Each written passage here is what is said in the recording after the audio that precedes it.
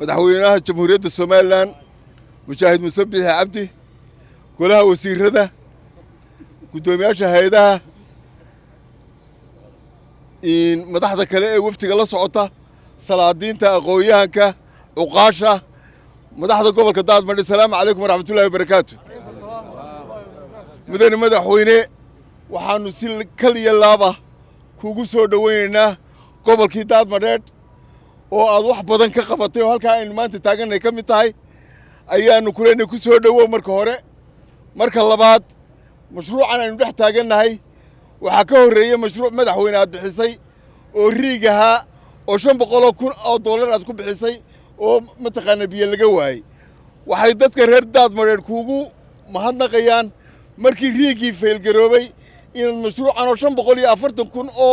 $540,000 taagan aad ugu soo bedeshay haddana aad iyo aad bay kugu mahadnaqayaan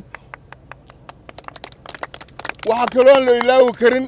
mashruuca labaad ee iminka guddida qandaraasyada qaranku ay bixiyeen Xaaji Saalax oo asna dhaam kala ah oo asna intano in kala in leega waxa kaloo weeliya ilaa 7 dhaam oo aanu ka wadno iminka tuulooyinka ka soconaya oo 7 tuulo mataqaana ugu haraadku ugu baahan aan mataqaana ka wadno marka madaxweyne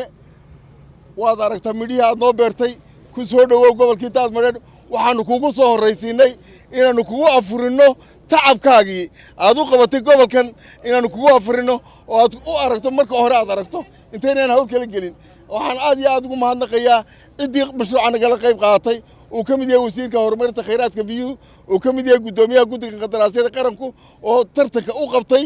iyo wasiirka oo soo bixiyey intana aad baan ugu mahadnaqaynaa waxa kaloon u mahadnaqaynaa wasiirada kale ee mid waliba waqtigii abaarta aanu ku jirray